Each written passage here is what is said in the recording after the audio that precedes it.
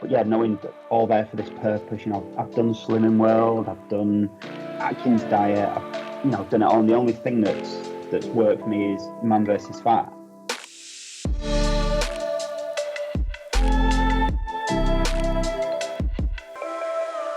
Welcome back to Lose to Win, the podcast. Myself, Jack, and Josh. How are you doing, mate? Yeah, really good, mate. Really good. End of a season, as we mentioned, into a start of a new one. So really excited. Really looking forward to getting going. And it was good to look back at the weekend as well on what we've achieved this last season as well, which we'll come to in a bit. How about yourself? Absolutely. Yeah, good, mate. Busy, which again, as I always say, my line of work's always good. I'm up in London this evening, just looking over Stamford Bridge from my hotel room, so not too far away from there, and all the floodlights are on. So I guess Kev's manager is going to be announced anytime soon. I don't overly think too many Leicester fans are overly bothered about that, but yeah, something we'll catch on and touch up on, I'm sure, on the in the football roundup. So obviously we're off the back of the Saturday night after the awards, so that went very well from my opinion. I enjoyed it. Lots of people gave me some really good feedback. I'm sure you got the same about how well it went, but also the key thing about how much we raised for Dorset Mines. So it's 870 quid and counting. Before I donate, ideally I want to have a nice round number at 900. So hopefully we get there. If not, I'll chuck the last 10 or 20 in to make sure I like a round number. Yeah. I was gonna say I'm happy to do that, mate. So bit OCD. we want a round number. Yeah. Get a nice round number and get it over to them, which would be really nice. So yeah, all is well, mate. So should we jump in? I must say as well, we do have a guest waiting in the wings, so we'll introduce him. It's a non-Man v Fat Bournemouth member, so hence why we're not involving them in the roundup. We don't want to bore them with that. It doesn't mean a great deal other than the people that it means something to. So we'll get our guest on after we've done the roundup and fire away. So when you're ready, Josh, let's go. Well, yeah. I mean, as we said, end of a season. Yeah, in the last in the rotation as well. So straight into the next one. No friendly week, so to speak of. This report though could easily be written to make the week sound like one of triumph and achievement, or a huge letdown. Unfortunately, you could take it both ways. Should we just say the negative stuff first? Although I don't like this part.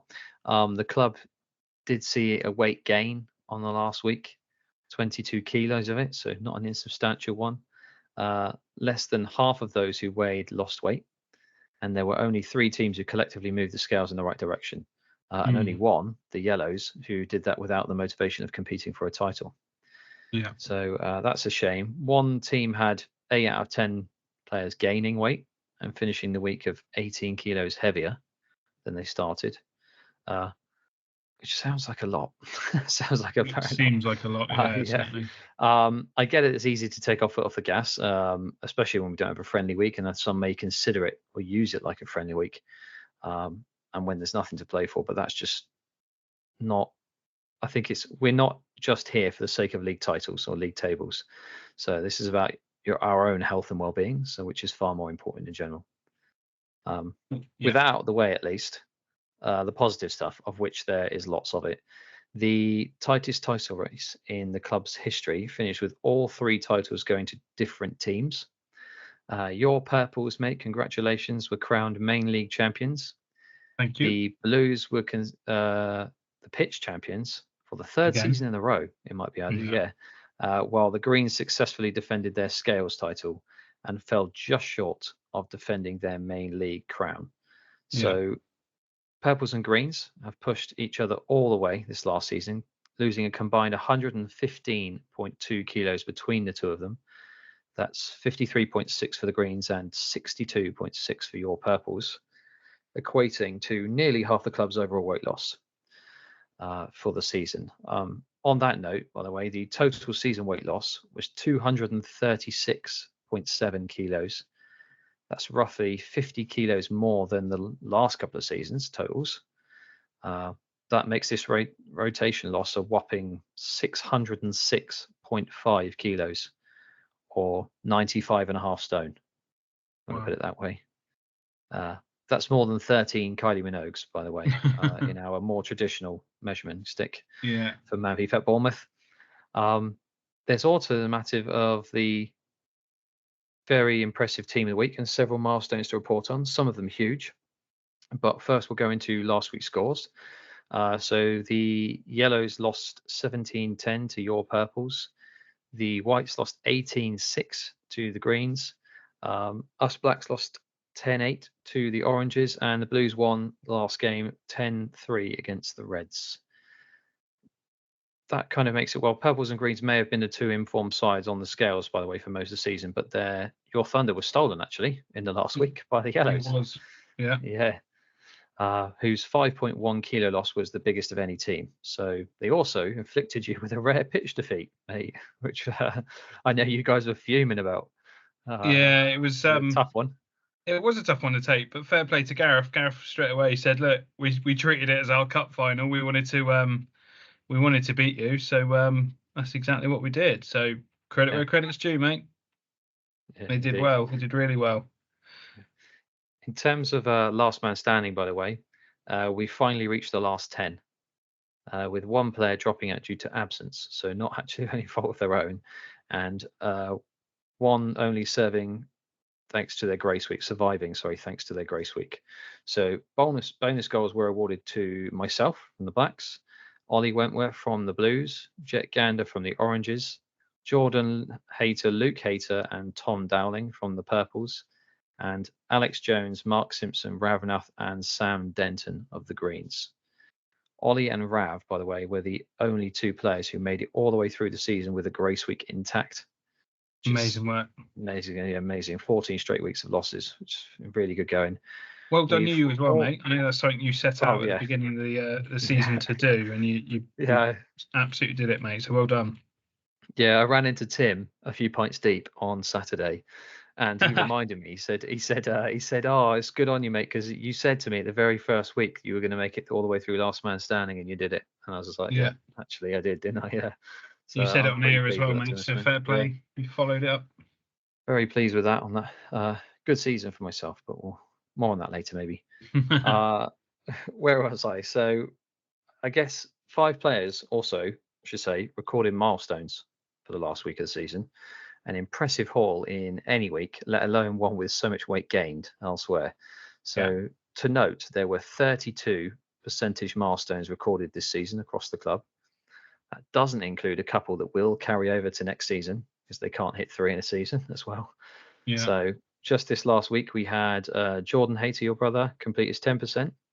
Yeah, with Alex Jones capping off a superb season by reaching 15%. Amazing from him as well. Fair play. Yeah, no, amazing season. 2 men, Dimmy and Mark Simpson, lost 40. They reached the 30% club, I should say, giving us 3 30% men in the last 3 weeks this year. So pretty good going. Dimmy and Mark, by the way, have lost 48.2 and 35.4 kilos respectively in their time with us, which is insane. Yeah, very, very good. For Dimmy, for Dimmy, there are still fresh milestones to reach, if you can believe that, next season. While the next step for Mark, and he's very close to it, is his maintenance. Yeah. So, talking of maintenance, by the way, your brother, another of your brothers, I should say, biggest achievement of the night, Luke Hayter, losing 2.2 kilos to reach a healthy BMI, hit maintenance. So Luke has lost 16.9 kilos since joining the club and 15 kilos of this season alone. He also passed through his 3rd milestone of the season this week. As we mentioned, that will be moved over to the start of next season. He has received his 3-goal maintenance bonus, but his goals for the 15% will be held over until the first week of next season, as said. Well done, Luke, mate. Well done. Yeah. Who was the other one that's got a rollover, Josh? Do you know? Is it Chris Cohen? If I'm really honest, I'm not 100% certain. I apologise to whoever that is. I'm thinking it might be Chris Cohen from the Purples as well. Okay, well, pretty sure. So whoever's got Chris that's handy. It's a nice start, isn't it? I was going to say, for you, a nice 3-goal bonus to start, and assuming Luke stays in maintenance, it'll be 4. Yes, for we'll week see. 1 for you. Yeah. Those 3 maintenance goals, by the way, for Luke, enabled him to overtake maintenance men Dave Durnley and Ryan Puttick to claim the top scorer title with 20 goals in just 14 weeks. He also edged past Alex Jones for the biggest percentage loss, shifting 15.12%, as we mentioned, of his baseline weight compared to Alex's 14.79%. Yeah. He was Meaning like he a wins the ginger amazing Michael reason title. Phelps at the awards ceremony, wasn't he? Holding up all his medals. It was Yeah, pretty impressive. Yeah. He looks like Michael Phelps now, closer to him anyway. I think like he's lost. So well done, Luke, mate. Phenomenal season Amazing and work. phenomenal achievement. Very good going, and it's extremely impressive because I know he went away on stag do, and I know he came back determined, or he was just determined the whole way that he was gonna hit. Once he knew he couldn't hit 3 milestones, he's like, I'm gonna hit maintenance. Yeah, so yeah, just, exactly that. Put it in perspective, he hit 3 milestones and maintenance in one season, which is bizarre, isn't it? Mental. Yeah. Which is fair play. That's the mentality of the boy. And, yeah, credit where's credit's due. He certainly set out to do it, and he did it. So well done. Oh yeah, absolutely amazing. Just determination's unreal. And we said as much, didn't we, in our awards night? So yeah, there's not much I more just that gave can him be another said. bloody award as well, didn't it? We didn't think about it at the time when we were working it out, but he ended up with another another one of medal ours, around his neck. Yeah. Yeah. Sorry, team of the week, by the way, saw 59 different players being featured over the season. That's slightly less than 3/4 of the club. There were 7 who featured on 3 separate occasions, 3 who were featured 4 times, but only 1 who featured 5 times. And we mentioned this, there is Geordie for Hearts Yeah. Blacks. And this is all the more impressive. Yeah, Fats, yeah. This is all the more impressive, by the way, when you consider that Geordie only weighed in 8 times this season. 5 times made team of the week. We'd have given him a certificate on Saturday if it weren't for the fact that, true to form, he couldn't make it.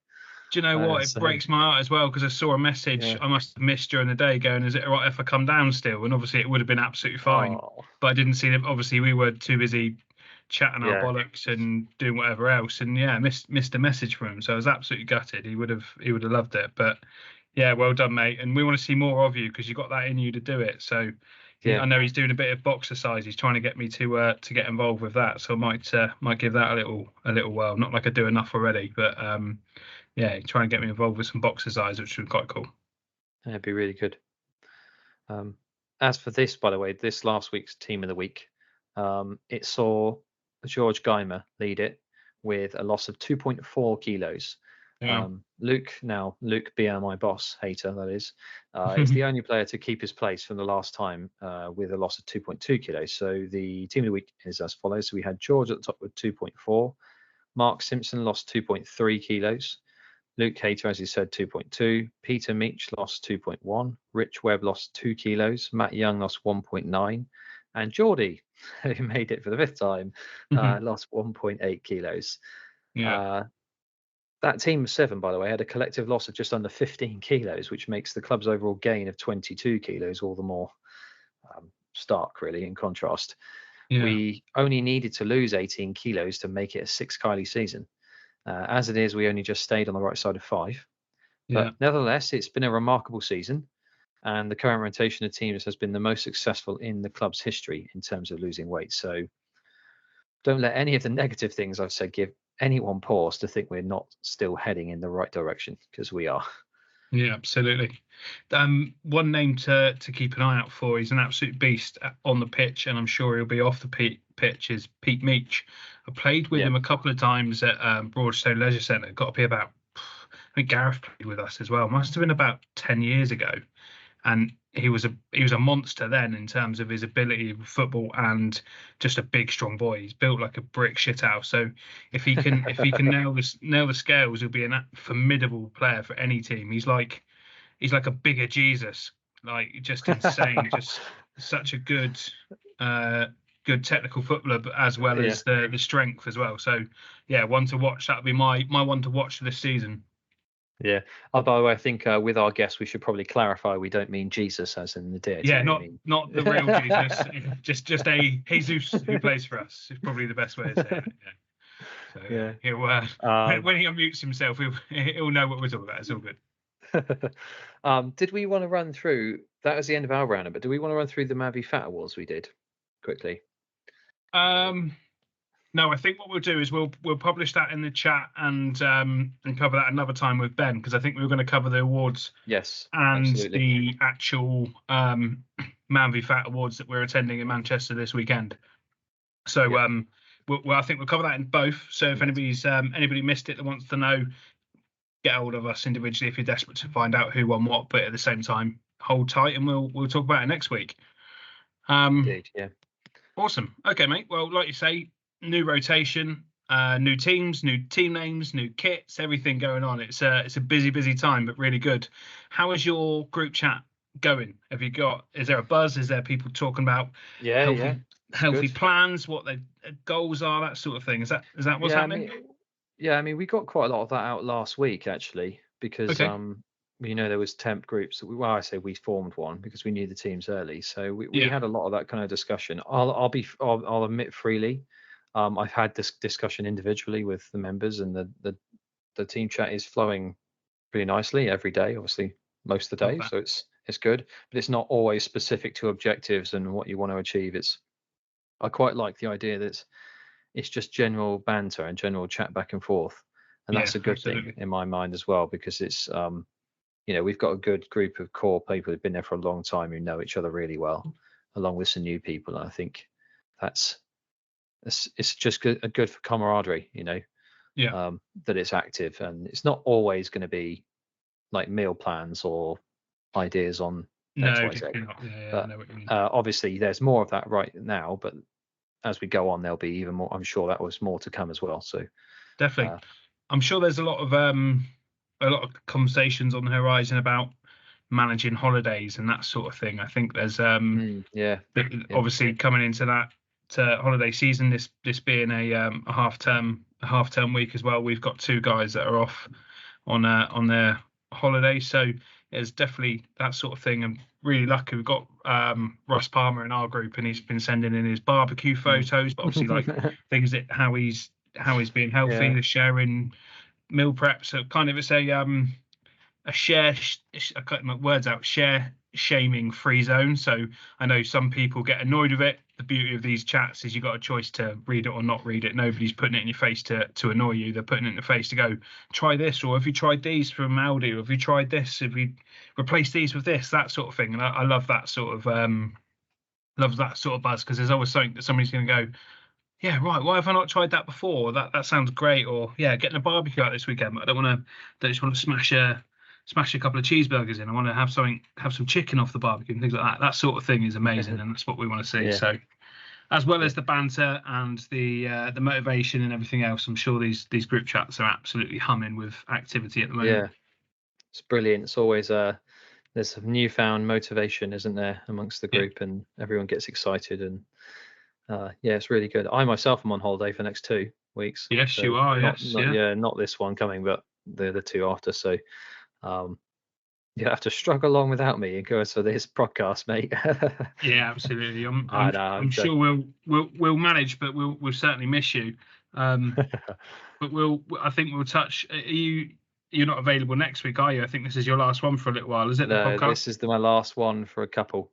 Well, maybe at the end we'll touch on what you've got in mind to come back as healthy as you can. That'll be quite interesting. And if you can do it going to Vegas, I think anybody can do it anywhere. I think that's the city of sin and availability to eat lots of big portions of bad food as long as you want for as soon as you want. So let's tackle that a bit. But yeah, amazing, mate. I'm looking forward to hearing the stories and seeing the pictures.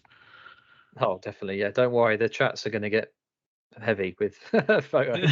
I might have to just stop the food photos. Just no photos of food. Yeah, don't make anybody.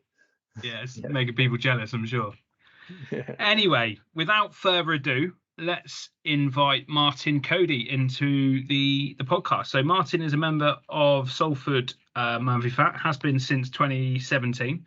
And he has offered last minute, I must admit, and lots of other people did as well. So thank you very much, to come on the pod and tell us his story. So obviously somebody from been in the situation since 2017 has probably seen absolutely everything, and there's a lot to share with us. So Martin, welcome, mate. How are you doing? I'm feeling feeling good this evening. Really enjoyed your roundup chat. I've made a few notes about it as well. Nice, awesome. Oh, nice, yeah. We must admit we steal it from our coach. Josh doesn't write it. He kind of picks the bits he wants to share out of it and gets it going. But I think generally we try to keep it as organic as possible. We talk about what's going on and kind of use Steve's amazing write up as a bit of a guide. But yeah, so how does it work at your place then? Do you get a morning after roundup from the coach, or do you get you're sat there watching waiting for the results to come through like we do?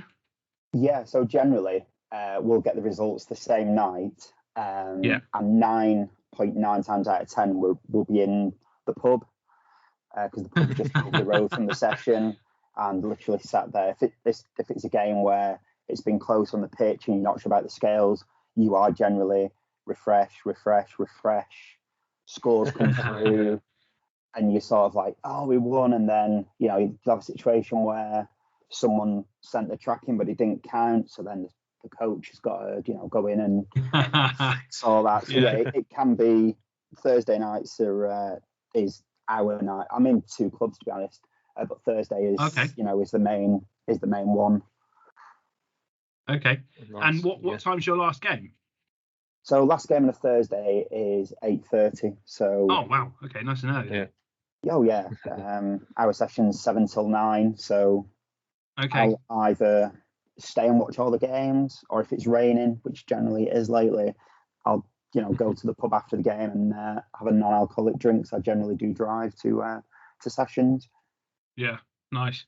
Yeah. Well, you're very count yourself lucky. We up until the season just gone, our last game was kicking off at 9:30. So or was it 10, Josh? I'm getting confused now. It was 10, wasn't it?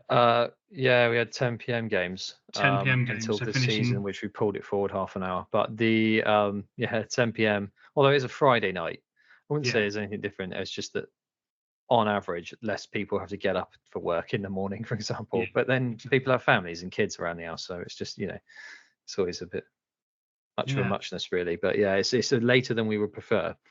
But that's just I did pick up, Martin, you saying that it was generally raining. That's all it does in Manchester, isn't it?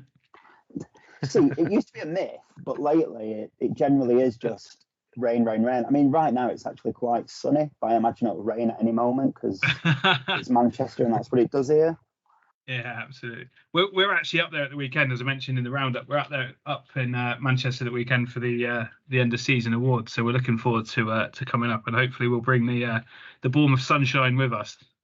Fingers crossed. It's a really good night. I went. My team was nominated for Team of the Year last year. Won 4 leagues in a row on and off the pitch. Wow. And such a good night. There's so many inspiring stories. So many really good guys there. We were all there, for one purpose, which, ultimately is to lose weight. The football for me is just an added bonus. It's the weight loss for me that's the important thing. Yeah, amazing.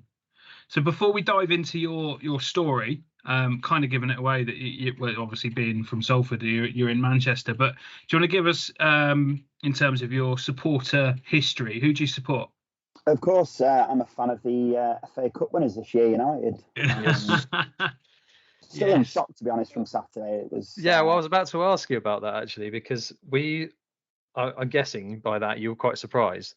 I thought it was brilliant. I kind of went in with hope, like you, I'm sure you did, rather than expectation, and just thought it was brilliant. Anyway, you continue, mate. But I could I'll be honest. About this all day. I saw the team news and thought, it's giving me a bit of hope, because I was resigned to a battering. I'd have taken a 1-0, but I saw the team and thought, maybe. And then, we started really well and 2-0 up at half time, and you're in dreamland, but knowing at any point if they score, chances are we're going to crumble and, we'll be called the bottlers or whatever. But we, managed to carry it through. And if that's Erik ten Hag's last game, then what a way to go out. Yeah, absolutely. Yeah. Fair play. I think from a lot of neutrals, I think probably were, for a first time in a long time, wanted Man United to win. I think it was City's dominance is boring, and I've banged on about that as an Arsenal fan for the majority of the last 2 seasons. But the dominance from them is boring, and it's difficult to watch. And especially I imagine if you're only across the city from them, but just good to see that it's not just all going to one place. I think United have done well, and I respect United for also not overdoing it with celebrating as well, because you didn't do an open top bust, did you? No, I'm serious. You didn't do an open top bust, did you? No, we save that for when we win the Premier League or the European Cup, but that has been 11 years in the making. So there were rumours it didn't happen because they knew Ten Hag was getting a tin tack the next day. They didn't want to go like, here's your manager lifting the trophy, and then he give him the hevo within the next week. But either way, I respect it. In terms of United, then, Martin, who is your favourite past or current player? So currently, it has to be Bruno Fernandes. Yes, thank God, vindication. Sorry, I've been talking to Cody. You'd have to listen to pods, but I've been talking to Jack non-stop about Bruno Fernandes for ages. Right. So let me just clarify my stance on it. He's an unreal footballer. He's just a dickhead, but he's your dickhead, isn't he? Like, you want him to be on your team. You wouldn't want to be against him. Exactly. That assist at the weekend was insane as well. Just the vision of him looking and playing that pass to a 19-year-old kid who's been at United for years. It's like written in the stars, wasn't it? Exactly. It's just beautiful. Makes me happy. I love it. Yeah. So he's your current. What about any past? Is there a standout past player? We could be here all night listing off the heroes that United have had over the years. It'd have to be Cantona. He started the revolution when he signed for us. My first game was him scoring a screamer, admittedly against Arsenal. Sorry, but yeah, he just oozed class, and he left United far too soon. Yeah. Oh, fair, mate. It's like I say, you could have a list as long as your arm with it, but yeah, I'd imagine he's right up there with a lot, wouldn't you, Josh?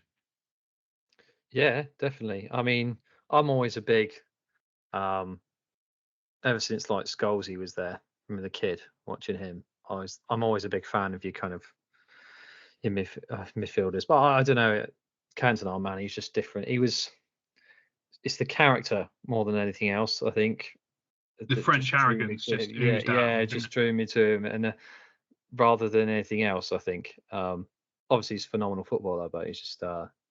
I think you combine that with his character. I think he just elevates it above everything else. Amazing. And Martin, what about a kind of standout moment for you? I appreciate the win at the weekend is going to be up there for a lot of United fans, but is there a particular moment that made you realise you're in love with the club, or made you start loving the club? What about that?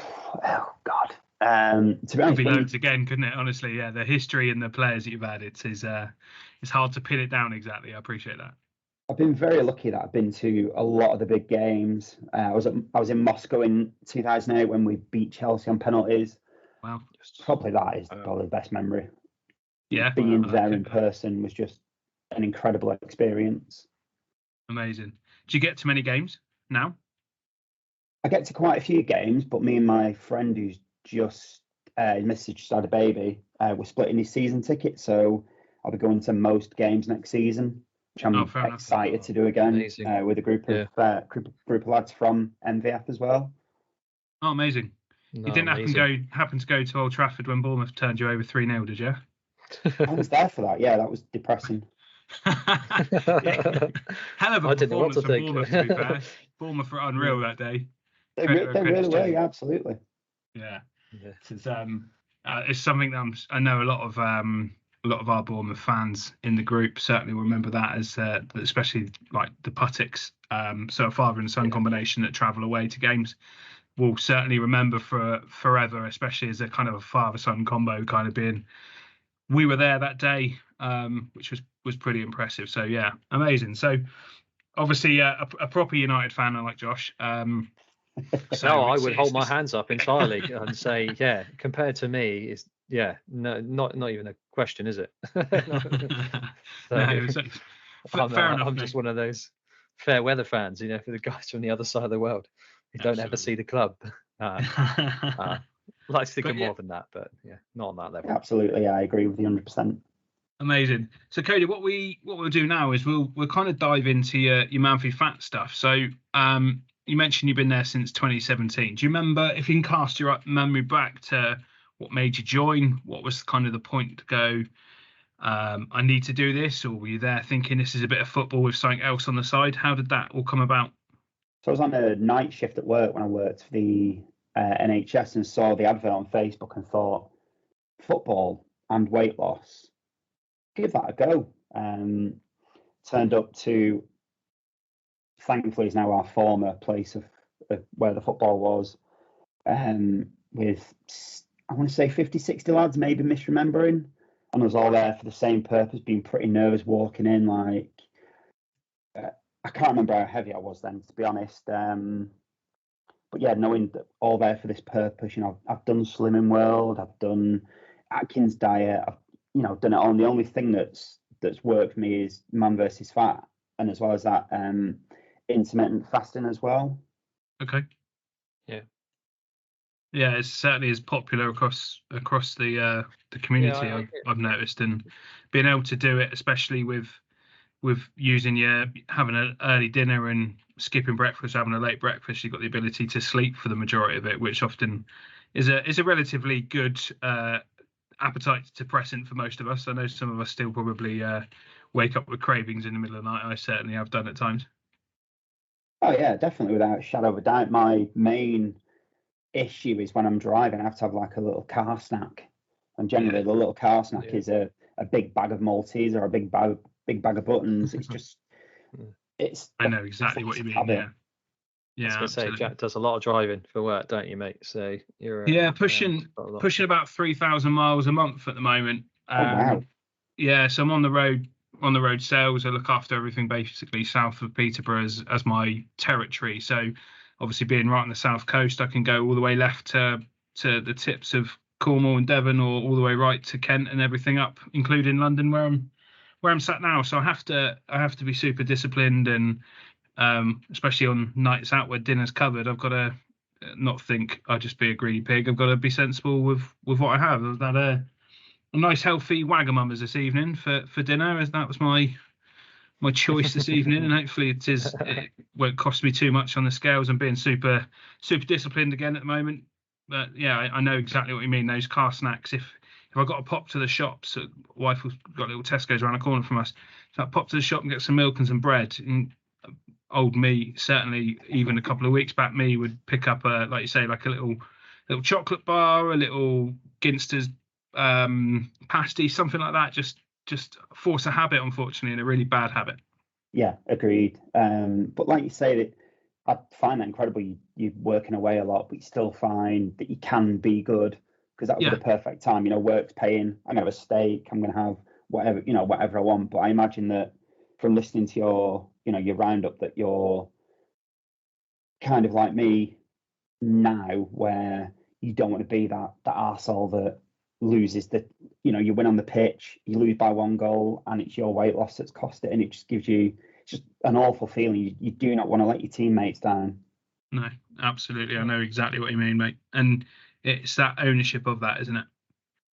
Yeah, of course it is, because it's all well and good. You can say, oh, I've got a wedding, or it's wife's birthday, or whatever, but you can still make healthy choices. It's whether it's all about the accountability, whether you care that much about your teammates, or it can be selfish. I've had it before in teams where lads that are much bigger than me were constantly being on goal, and you're asking that question, why are you here? Why are you wasting 31 quid a month when you're not getting any benefit from it?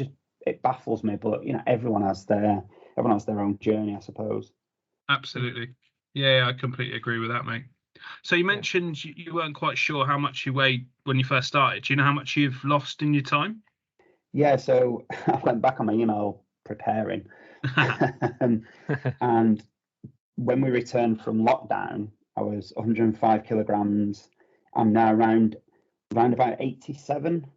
Wow. So, losing that much in that period, because lockdown was a nightmare for a lot of lads. I think I put on 15 to 20 kilograms in lockdown because there was nothing to do but eat. You know, I went from playing football 3-4 times a week to nothing, and it was just, you know, a real shock to the system, both physically and mentally. You know, my mental health went south during lockdown. It was horrendous. Yeah.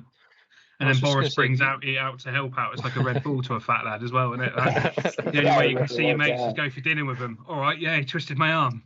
Exactly. I was just thinking that you said, so you joined Salford in 2017. Is that correct? Yeah, that's right. So how was your first 3 years then before lockdown? Is that good, up bad? Up and down. You'd have those weeks where you'd lose 0.4, then you put 0.6 on, then you'd lose 0.1, put kilogram on, just constant yo-yo. And the thing that got me out of it was fasting, intermittent fasting, like I say, because I can't recommend it highly enough to people. But yeah, and then getting into the right team, you know, with the right teammates really does help. When you want that same goal, you want to lose on the pitch, you want to lose the weight, you want to be happier in yourself.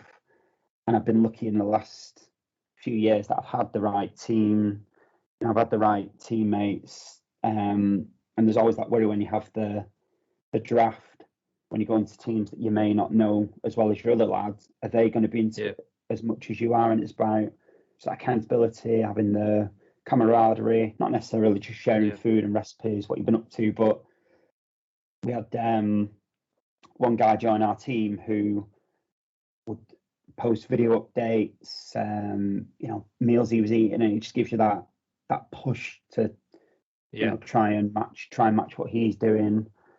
But yeah, so it's all about the camaraderie. For me, the weight loss will come with that. Yeah, amazing. In team environment, isn't it? It's ultimately a one club mentality for a Man v Fat club, and it's the environment you're in. And then your teams are kind of like a mini version of that, almost, essentially, just isolated from the rest slightly. But that's how I see it anyway. Maybe I'm incorrect, and if I'm incorrect, that's pretty terrible for a player facilitator. But you're definitely right, mate. You're definitely right. Yeah, so I think, and that's what we're getting now, definitely with the new drafts that we've had. New teams and that. So, and that's taking off pretty quickly, and we'll see how that develops. So yeah, amazing. So are you with what you've lost, Martin? I'm no good at maths, so I probably wouldn't have been able to work that quick enough. Are you close to being a BMI boss? What's the next target for you? What's the next goal? Next target is 20%, which is 84.12. So I'm about 3.1 away. Okay. All right. Yeah. So I'm getting there. Excuse me, I'm getting there. But I've never had a perfect season where I've lost weight every time I've been. Okay. And the season just gone was all the way through. I missed 2 sessions, I think, but lost weight. Then I went to America, and it all went to pot, and I put 5 kilograms on in a week. Wow. Don't tell me that. There's enough of a warning for you, Josh. Yeah, there is a warning for you, man. But I imagine you'll do a lot of walking as well, so that will definitely help you as well. Yeah. 40 odd degrees, mate, as well. Can't be sweating non-stop. Yeah, you'll be working it up, but all that time you'll be sat playing poker, I'm sure you'll make up with the walking and the exercise, definitely. Amazing, mate. So in terms of your league, Martin, how many teams do you have in your league? So in ours at the moment there is, I want to say there's 6. It used to be 10, but then we chopped it down because a lot of lads did leave. Oh, wow. No, it's an 18 league. 18 league, sorry. Okay. Yeah, 18 league. I think we're about a third of the season through. And yeah, it's quite close. We're not doing great overall, but we are second on the weight loss, which I'll bang down about it, is the ultimate goal. That's why we're all there. The football, is just an added bonus. I don't know about you guys, but we've got a game pretty much every day of the week. There's a game on a Sunday morning where there's a call out at 12 o'clock, and it's like getting Glastonbury tickets. If you've not in by 12 and 10 seconds, you're not in. And there can be reserve lists of 20 lads. So yeah, there's games on pretty much every day of the week. But yeah, Yeah, like we're I say, pretty much there now. We have Tuesday nights and Thursday nights. Tuesday definitely for a long time. That was the original one that we had set up by one of the original player facilitators, and that is still like rocking or shit to get a ticket in it. Josh, it has to be fastest finger first. They chuck it on Dan chucks it on the group, and you've literally got to be there. It's a lot of luck a lot of the time, and thankfully, because I'm driving all the time or with my phone in my hand a lot of the time, I'm able to get to it. But there's others that were just like, I never even saw the message and it's gone, like the opportunity's gone. So yeah, we do Tuesdays and Thursdays now. We do 11s, but we didn't enter the national 11s, so we're relatively limited to who we can play because they're playing nationals locally, and there's not a lot of local 11s teams. We've obviously got Poole on our doorstep as well, which is helpful. Nice little local rivalry. We play them pretty regularly. Actually got a game coming up on the 9th of June against them for the first time for probably about 6 months as well. So yeah, it is lots and lots of football. We joked at the weekend at our awards evening. A lot of people didn't believe my wife existed because of the amount of football that I was playing, and a few of them came up to her and said, "You do exist. We thought it made you up." As long as it wasn't for any other reason they thought I made her up, I presume it's not. But I think that's why they're asking. But yeah, my mentality with it is, I don't know how old you are, Martin. I'm 34, and I am too heavy, and my knees hurt, my ankles hurt, and my back hurts, and everything. But I think if I'm at the point now, if I was to stop, I don't think I'd start again. I think I'd struggle to start playing again. I think I've conditioned my body to the pain, and if I carry on playing, I'll be okay. It's when I stop I really struggle. Yeah, agreed. I'm 41 now, and not really played football apart from Man v Fat for maybe 5-10 years before that. So yeah, did struggle at first, but generally play Monday, Tuesday because I'm at another club, Thursday football, Sunday morning then 11's game if there is one. But yeah, play football more times a week than I probably should do. But my wife is actually the regional coordinator for the North, so okay. she understands it, she gets it. Yeah, fair enough. Which is good. Yeah. How do you get on with being a two-club man? I get taken a piss out of for being a Bournemouth and Arsenal fan, but you're a Man v Fat two-club man. How do you cope with that? Some of the lads from Salford actually joined the Borough League because it's a paid, not paid for. It's one of the ones where there's free places, but I pay for it, and it's just purely because funded. That's it. It's purely because our league is on a Thursday.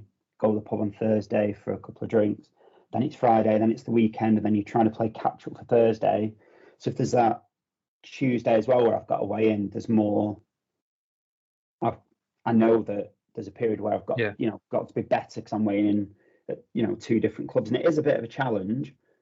But it is enjoyable, and again, we're doing pretty well on the weight there as well. Not on the pitch.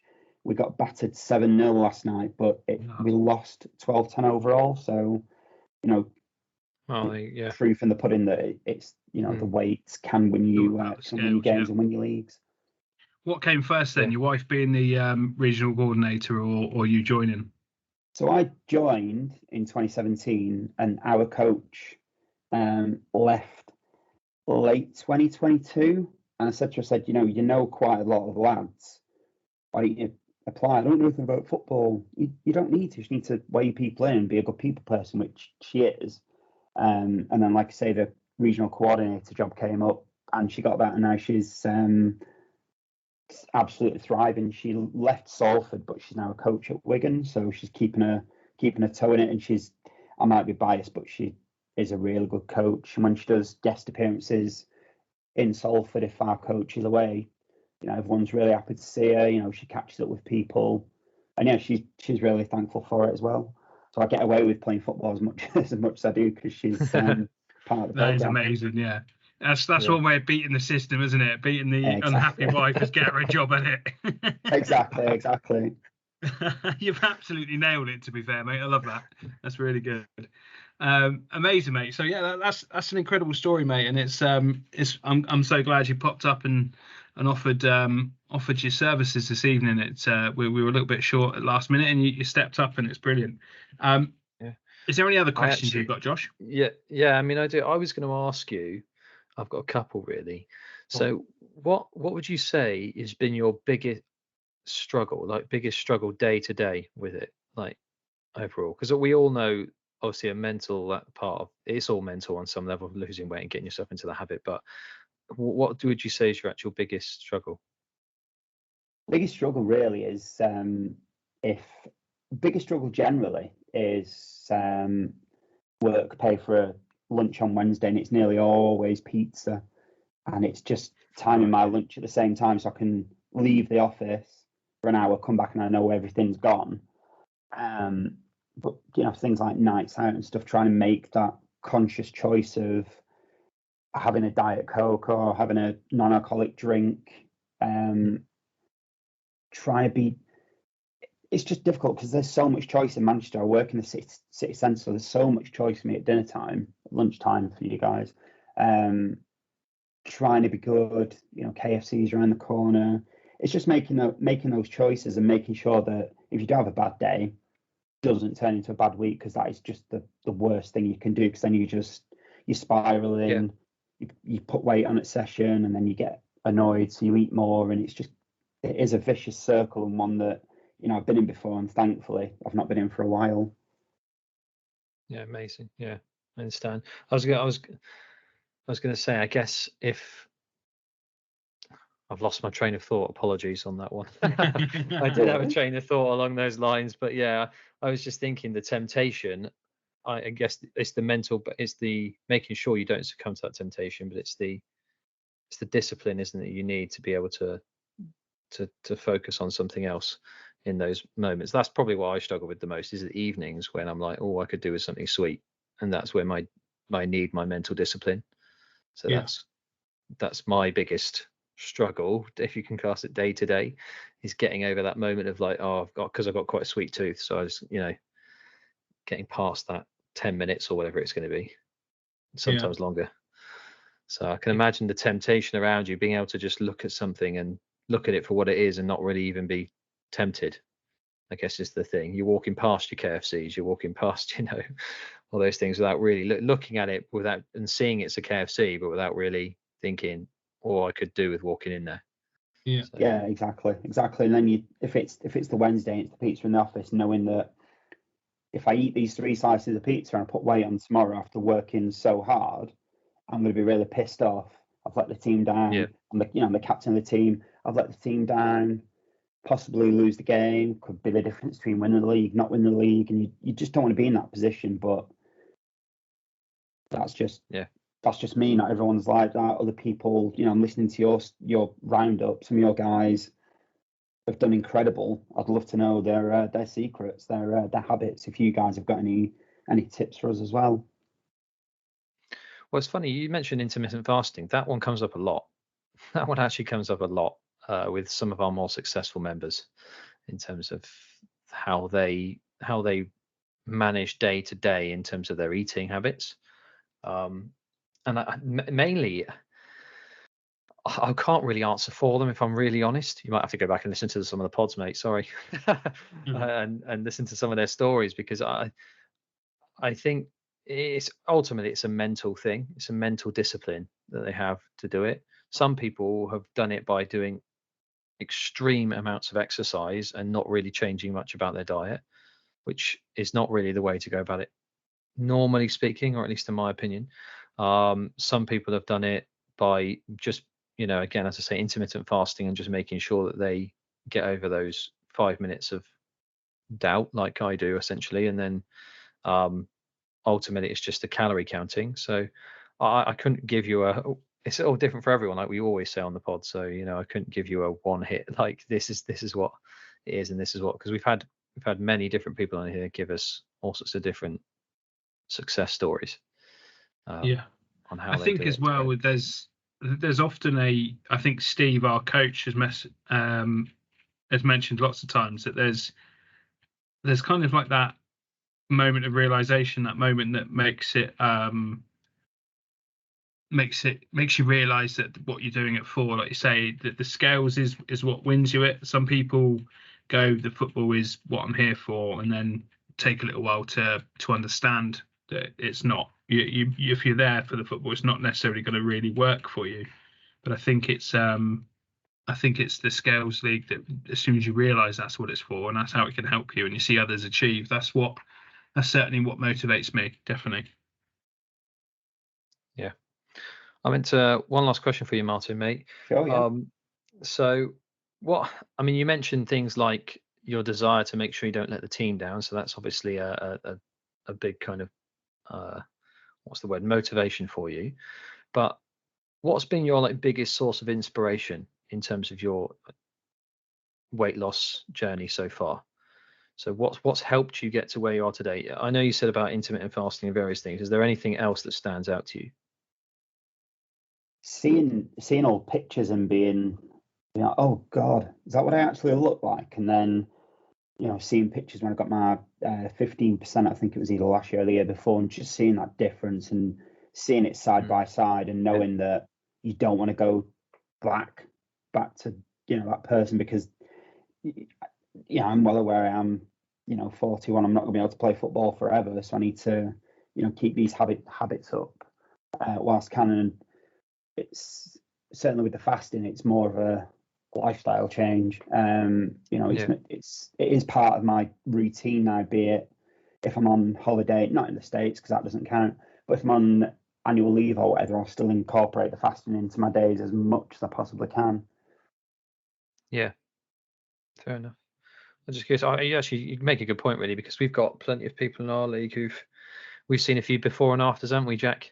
That would absolutely astonish you. One of the most recent ones I've seen was a guy called Ollie Wentworth in our group, who's just hit his 30% this season, and he was just saying the other day, kicking himself slightly because he didn't have a photo of him at the very start.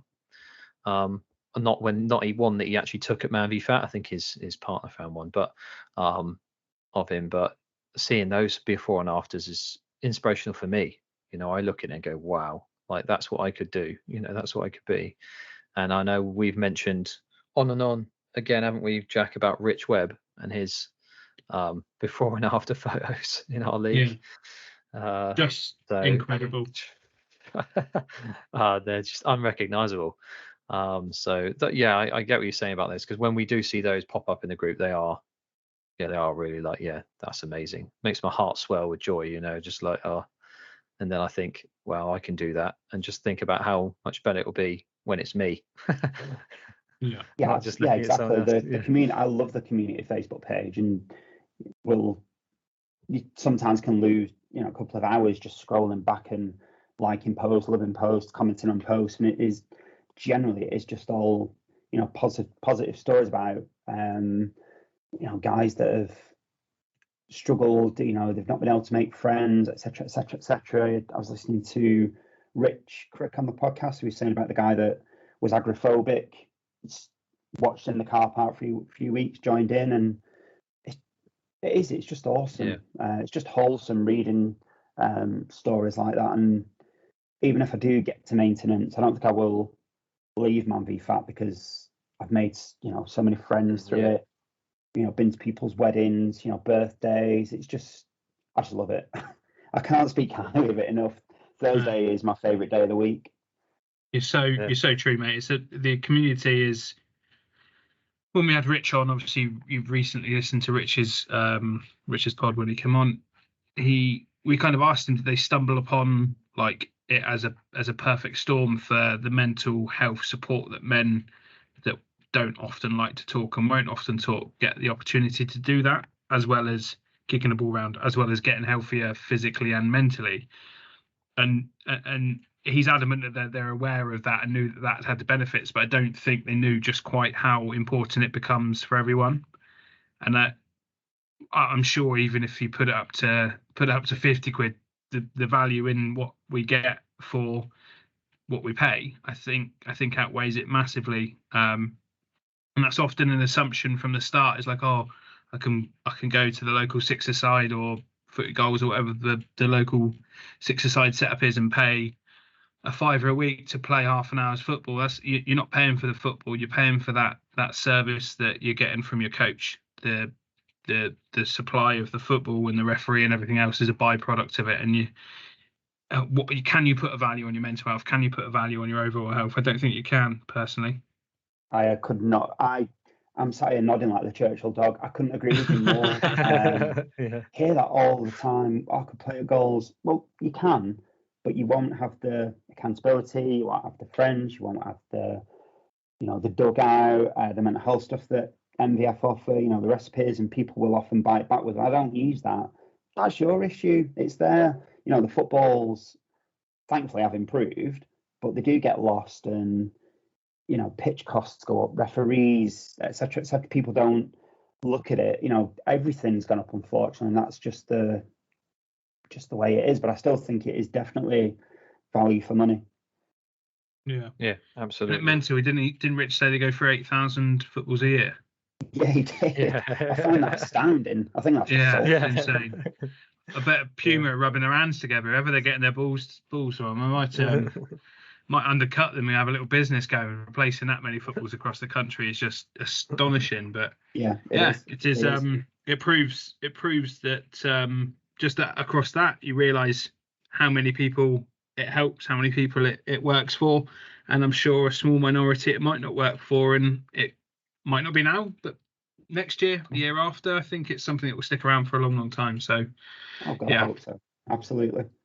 Amazing minds. Thank you so much for joining us. If you're more than welcome to stay, because generally we just have a bit of a back and forth about some football headlines. Obviously, there's a little bit of a lull at the moment. Obviously, we've got your triumph in the FA Cup at the weekend, and we've got the Champions League coming up this weekend that doesn't sadly feature any English teams, but a very quiet little period before we dive straight back in with the Euros. So let's start with the FA Cup. I know we touched on it earlier, but what a result, what a pickup that club certainly needed. I think from an outsider looking in, there's not much.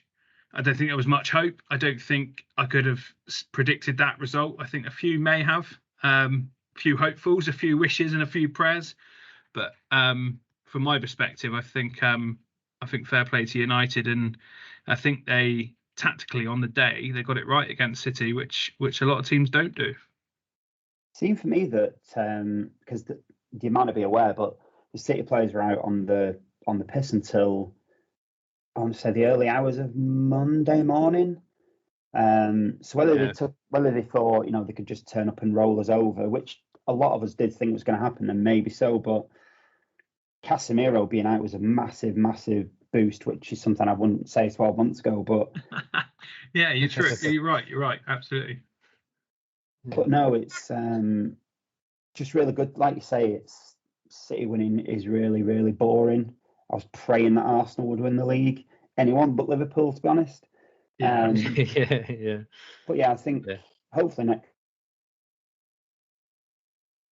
both teams.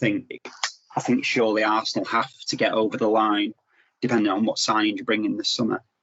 Yeah, well, I think basically it's until I think everybody has to sit and wait until Pep leaves. I think while he's there, he's the final piece of the juggle for an incredible team to have such a successful coach and such a good coach. I think you either need that or the 115 charges to finally mean something, which I don't see any resolution to anytime soon. So I think Arsenal probably that's the closest they'll be while Pep's involved. I think when he moves, that's when the opportunity to strike and move forward will happen. It's whether they can stick with trusting Arsenal, trusting Arteta in the process. I think that's my part. I think they've got to be patient and wait for the opportunity. But yeah, the other game that happened at the weekend was the playoff final. Obviously, a local club to us, Saints, have rejoined the Premier League. Everybody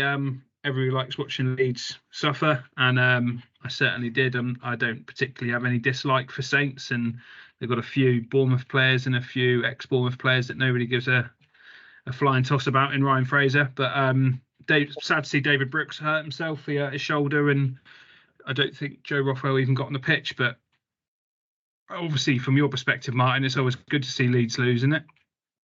Always. United Leeds lose. perfect weekend. But Southampton have always been one of those, not recently, but one of those teams that we could. Oh, they'd always beat us at the Dell. There was that infamous game where we couldn't see each other in the grey kit, and they've always been one of those teams that have been on. Oh yeah. On our radar. But I would rather have Southampton in the league than, no offence to them, Norwich City, who just appear to be a waste of time, or Sheffield United.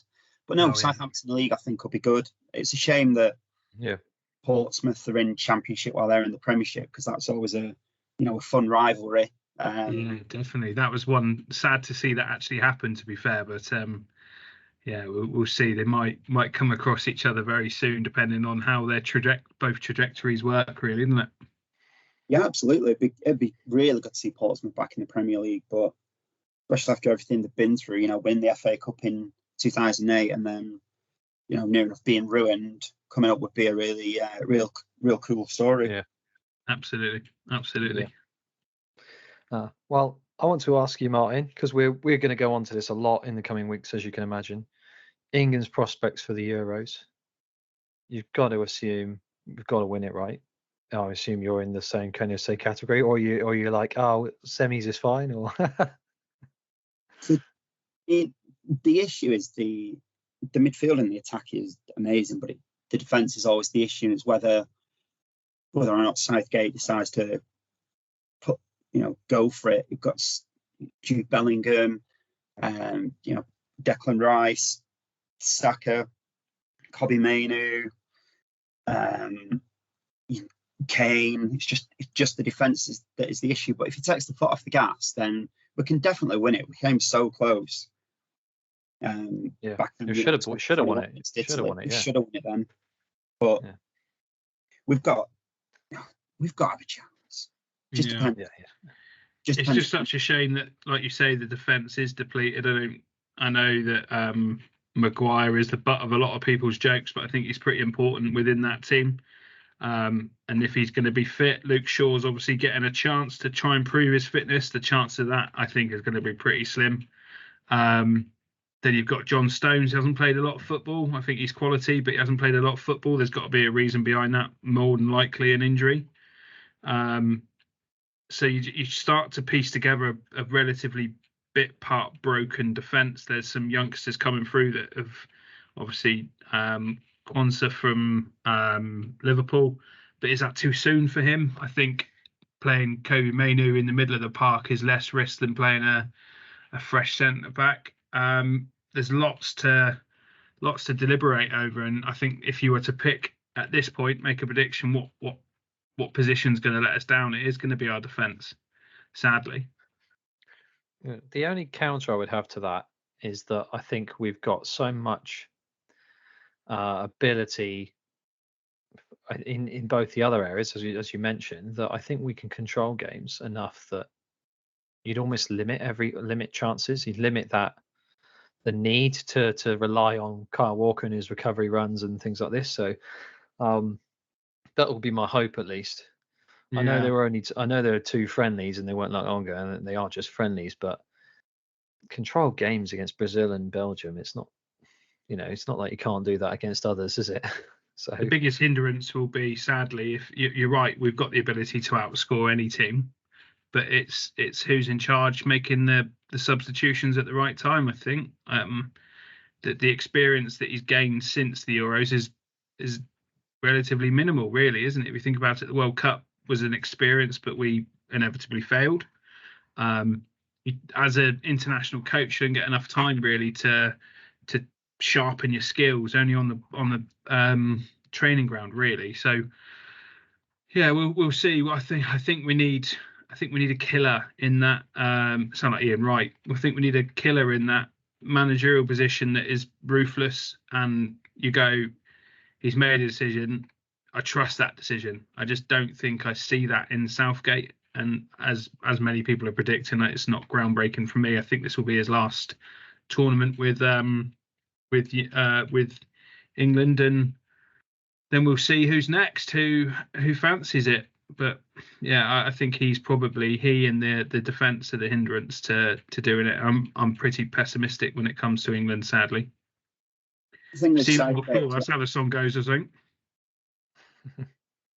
apologies. I think the thing with Southgate, he's got a lot of stick for sticking with the same players, but dropping Rashford from the squad, definitely the right thing to do. If he can get his head back on and focus on United next season, but dropping Henderson as well. A lot of people thought that Henderson would be in it.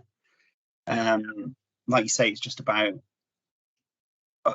we could be exciting and just outscore everybody because we've definitely got the ability to do that. But yeah, I think it just depends on when we meet France because I think they've got to be the favourites again, unfortunately. Yeah. I could be wrong, but I think is that quarters potentially as early as that.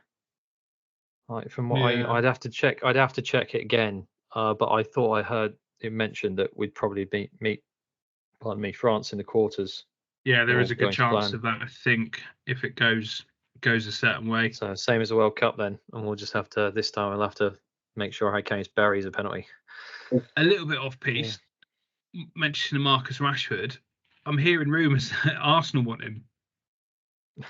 Have you heard the same thing? Is anybody else hearing the same thing? You're going to hear a lot of rumours about a lot of players at this time of year, mate. I appreciate that. It's just that one is proper left field for me. Yeah. Really, I want playing him as a 9, I think, or thinking about it. Who knows? We've already converted Havertz into a 9. Yeah. Silence is deafening. Yeah, I was going to say I'm not really sure about I'm not really sure. I mean, I wanted to stay United. No, so fair enough. Yeah. I don't know what you think, Martin, mate. I love Rashford. He's not had a great season, but season before, 2 seasons ago, played through with injuries, carried through, had an amazing season last season. To just want rid of him is just disgraceful, really. Young lad from Manchester, has done what he's done with the the children, etc. Why would you want rid of that? A local lad. It's cliche as anything, but when you see 2 youngsters score for United in the FA Cup final, or come through the academy like Cody has, it's an awesome feeling. It genuinely does beat signing ex-player for 100 million quid. If you can have a player come through the academy and rise like that, it's just wonderful. But hopefully Rashford will just have a good summer and come back firing next season. But I definitely do not want rid of him. I think it would be a massive mistake and a real shame as well. Yeah. I don't think he wants to leave either. No. Where are you both? I know, Josh, you've spoken about Ten Hag in the group. What about you, Martin? Do you think his days are numbered? I think so. I think we need a fresh start. Unfortunately, his decision making last season was ridiculous. Bringing on Anthony, starting Anthony, buying Anthony in the first place. Anything to do with Anthony, basically. Anthony is just unfortunately, he got us in the Champions League and couldn't get on from that. I understand we've had injuries, but every club's had injuries. But there's top managers out there. Now's the chance to shake it up, say thank you for the FA Cup, and move on. But it's very up in the air at the moment. I honestly don't know which way it's going to go. But if it was me, I would say thank you next. Yeah. I mean, I've made my point clear, haven't I, Jack? I would rather him stay because I think if you're going to try and do too much at once, I think you need stability in one area. It's going to have to be manager and trying to actually get the pieces above him correct. I would and then overhaul the playing squad a little bit more rather than go through the same cycle of another manager. I know it's different this time potentially because of Ineos and what they're looking to do, but it's still going to take time either way. I just think a new manager is a bit of a reset. And though while that might be the best thing to do, I'm just not convinced it is yet. Is all I'm thinking. So yeah, I'd almost have him one more season, and at least, and then just when you've got people like you can actually get Dan Ashworth in the door and actually can actually start doing some work this time next year, people like that, and then you can think about when you've got everything in place up top changing, if you feel you need to. So that was my only thought really on that. No, I think you're right. I think the transfer policy needs to change as well. We can't keep signing people like Rafael Varane, world-class player, but Madrid were happy to sell him. Casemiro, world-class player. Madrid have to say we need to do, unfortunately, what City do by these players that are on the cusp of being brilliant but aren't brilliant, and then people like Rodri, players like that are quality. But yeah, we can't keep buying these 28, 29-year-olds on 5-6 year deals, and then it'd be an absolute nightmare to get rid of them. But I would almost say, and I know this is very simplistic and it's far more nuanced than this, so I appreciate that, but I would almost say you put a cap on the amount you're allowed to spend per player and the age limit, and just go, we've got a 25 age limit with cap of X amount of money, and you try and recruit within that window. I know that's overly simplistic, but just to get away from the previous regime, essentially. I don't know. Anyway, that's we'll see. It'll be an interesting summer anyway. Yeah, absolutely. Yeah. Okay, well, I think we're drawing closer to that final point. I think what we'll do, Josh, and anybody else that loves their FPL, will do a roundup of that alongside the roundup of the awards and the Bournemouth Awards and Man v Fat Awards, and we'll keep our powder dry on that at the moment. What do you think, Josh? Yeah, agreed. Obviously, as it's the end of a fantasy season, at least for FPL, there's not much to report on. So we'll come back to that another day. Yeah, fine.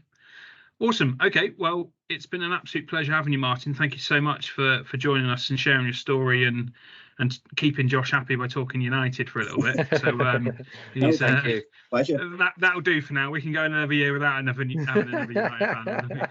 We'll have you back in a year's time to see how many FA Cups you won since. Sounds like a plan. Cheers. Thank you so much, and thank you everybody for listening, and we'll speak to you soon. Thank you. Cheerio.